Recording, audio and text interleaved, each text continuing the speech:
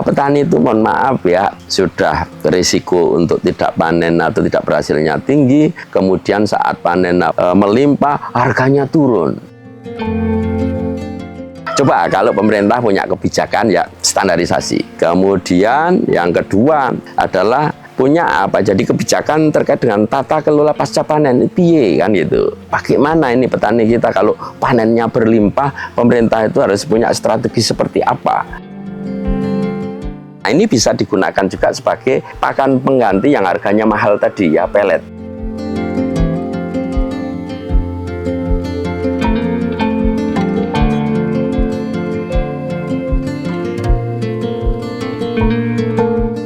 Baik, terima kasih. Assalamualaikum warahmatullahi wabarakatuh. Selamat siang Bapak Ibu sekalian. Perkenalkan, nama saya Suryono. Kebetulan kalau profesi saya tentu sebagai dokter gigi ya. Saat ini menjadi dosen di Fakultas Kedokteran Gigi Universitas Gadjah Mada, tepatnya menjadi dekan ya.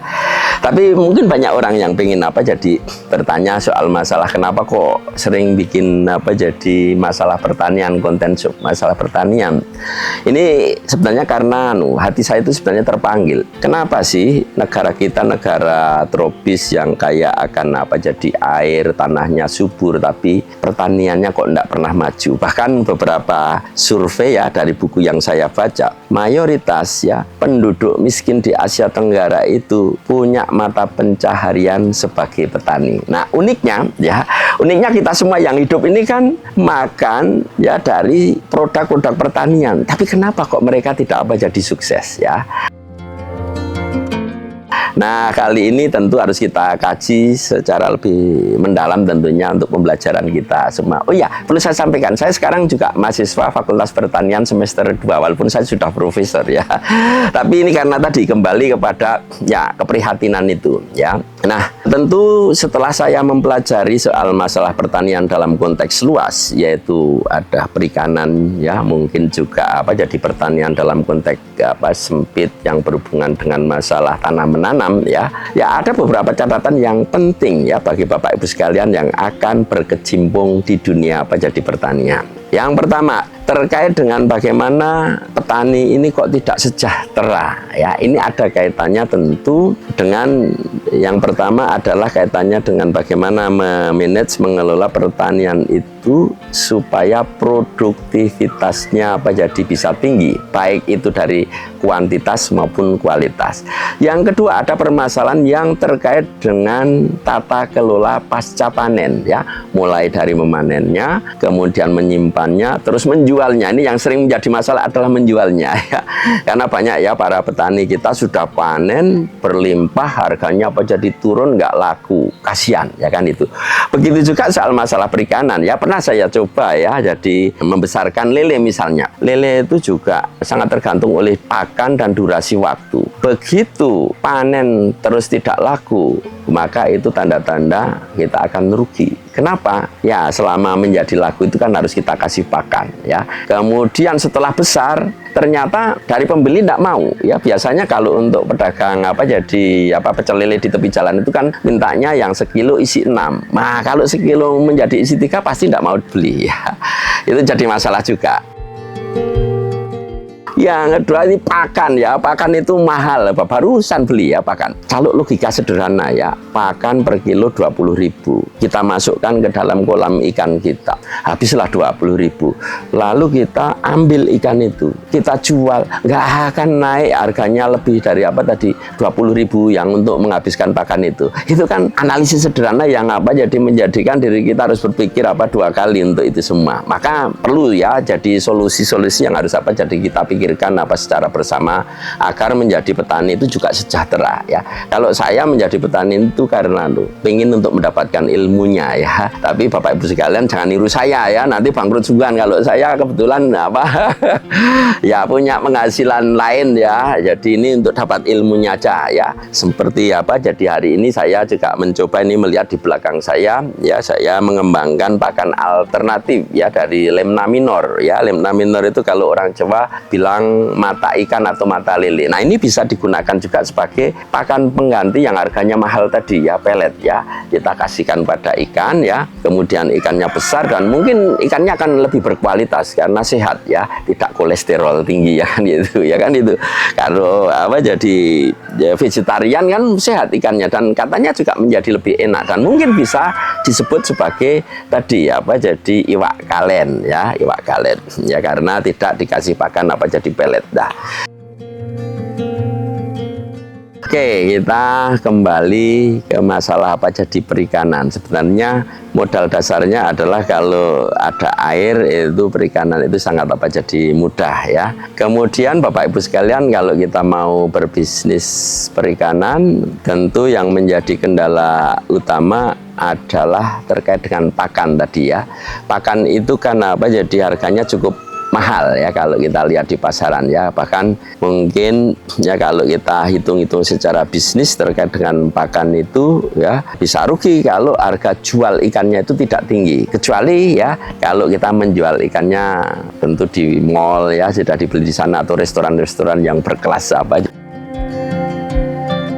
Sebenarnya Bapak Ibu sekalian, kalau untuk kelas jadi menengah ke bawah, kita bisa menggunakan pakan alternatif dengan lemna minor ya. Lemna minor itu kalau di Jawa orang menyebut sebagai mata ikan atau mata lele.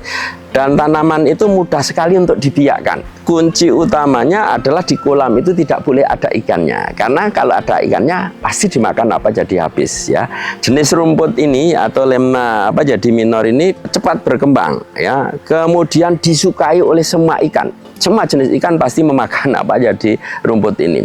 Nah, kalau kita lihat dari kandungan nutrisinya ya, jadi kalau saya baca di beberapa jurnal itu katanya 20 hingga 30% itu untuk jenis yang lemna minor atau mata lele ini itu terdiri dari jadi protein, dari berat jadi keringnya. Sebenarnya kan bagus ya. Yang kedua, tentu kalau dengan pakan alternatif ini diharapkan karena ikannya juga menjadi ikan vegetarian, maka harapannya adalah ikannya kandungan jadi lemaknya juga tidak terlalu jadi tinggi. Yang kedua ya, tentu ikan-ikan yang jadi dikasih pakan jenis rumput-rumputan ya, kalau dibawa untuk transportasi yang jarak jauh lah, itu tidak akan terjadi banyak penyusutan dagingnya. Beda kalau dengan pakan tadi yang jadi buatan atau dari pabrik ya, biasanya perjalanan agak jauh nanti menyusut. Seperti kalau di tempat kita ini juga menggunakan beberapa pakan ya tadi yang lewat itu jadi sisa makanan dari limbah makanan Jepang itu ya banyak mengandung lemak, tentunya ikannya cepat besar. Cuman kalau dibawa ya, kemarin mengatakan turunnya ya bisa sampai 10% dari berat jadi totalnya ya. Ini kan jadi sangat merugikan juga ya kan itu, karena mungkin ada proses jadi pembakaran atau istilahnya mereka menggembos ya kan gitu. Kalau menggunakan pakan jenis tumbuh-tumbuhan ini, itu dagingnya katanya juga lebih jadi enak. Ini saya mencoba yang patin itu ya, beberapa yang mengkonsumsi itu mengatakan wah beda ya patin yang jadi dikasih makan ini dengan dikasih pakan tadi pakan buatan ya, katanya lebih enak, digoreng pun juga bisa kering kan itu. Kalau yang kan tidak kan itu ya. Ini mix ya, karena ada yang uji coba kalau ini misalnya cuma menggunakan pakan ini ya, ini kan masih kecil ya kita ya, yang di dalam jaring itu juga kita kasih pakan ini aja ya. Kalau yang ini untuk indukan ini tujuannya adalah agar tidak terlalu gemuk ya. Kalau dikasih pakan buatan kan terus lemaknya banyak ya. Kalau lemaknya banyak itu nanti produktivitas telurnya jadi sedikit. Ya, jadi kalau dari sisi pembesaran tentu akan lebih cepat yang dikasih pakan buatan. Nah, tapi tadi terjadi penyusutan daging kalau jadi dibawa untuk jadi transportasi jarak jauh ya.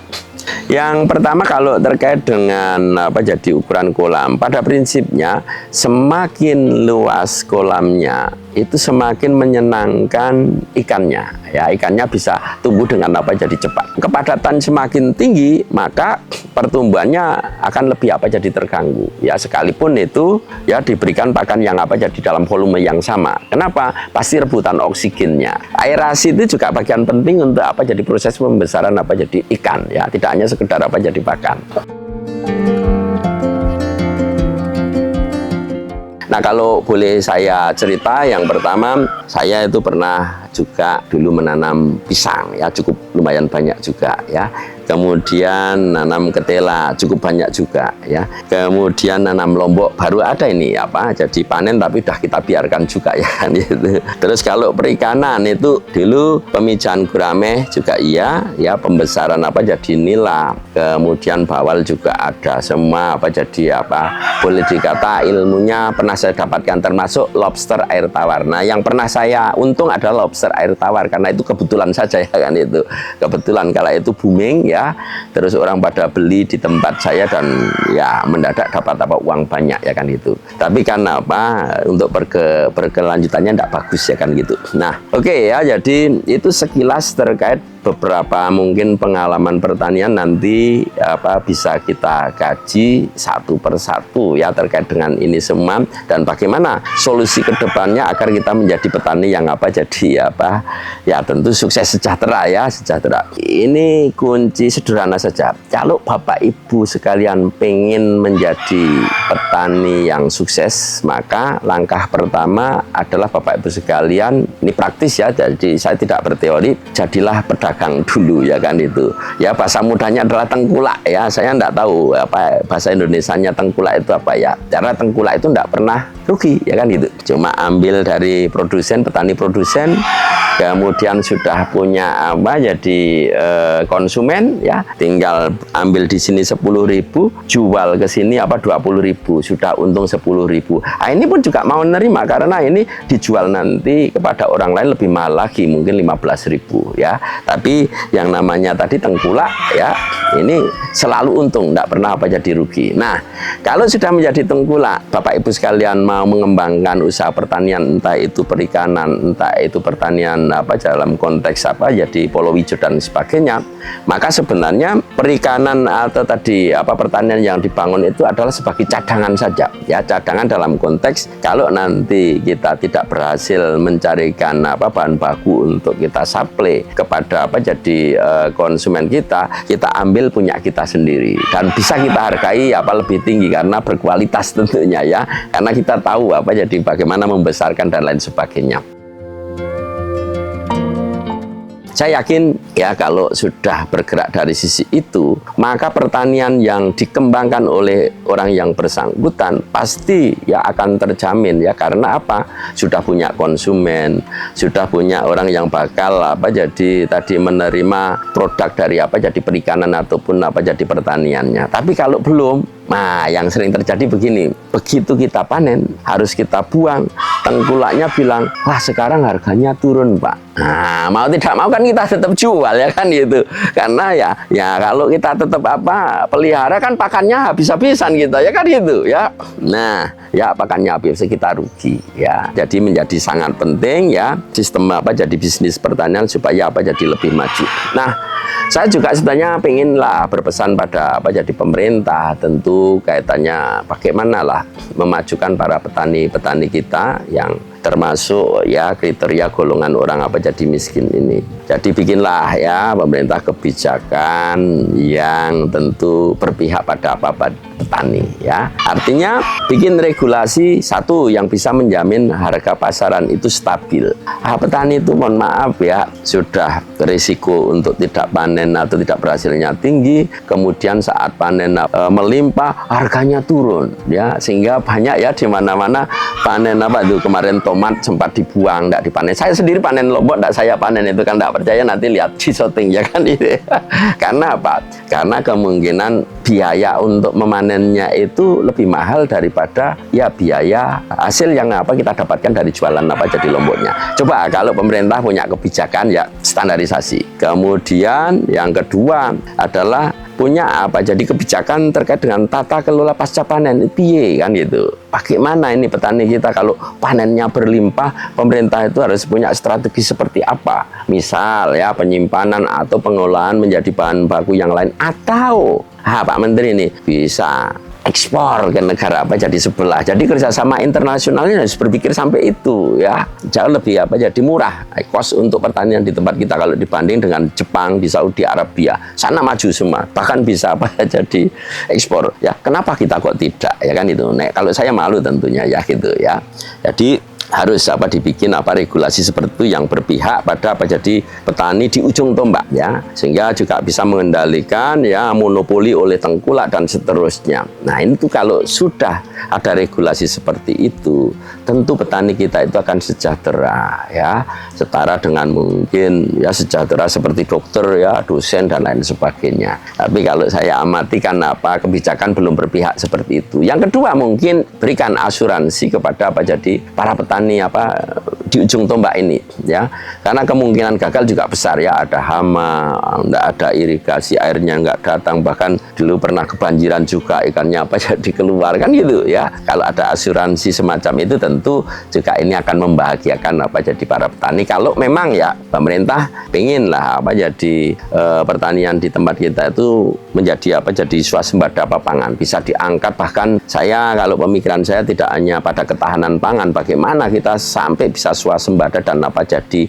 ekspor, tidak impor ya, ekspor. Jadi berjualan ke negara apa jadi tetangga, karena alam kita ini Masya Allah luar biasa, sangat subur, airnya juga apa jadi mudah, kemudian apa jadi lahan-lahan kosong masih banyak yang terlantar dan itu bisa dimanfaatkan lah. Ini juga pesan ya, jadi pemerintah supaya memanfaatkan apa lahan kosong ini untuk usaha pertanian dan akan mendukung dulu makan siang bergizi ya, MBG, makan bergizi gratis ya kan gitu.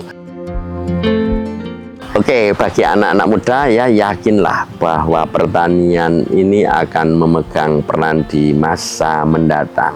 Walaupun teknologi informasi berkembang pesat, tapi saya yakin setiap individu dari kita semua akan tetap mengkonsumsi produk pertanian. Percaya enggak? Ya, silahkan kalau tidak percaya ya. Makanya ayo kita bertani, yuk bareng-bareng, yuk. Sukses selalu. Terima kasih. Billahi taufiq wal hidayah. Assalamualaikum warahmatullahi wabarakatuh.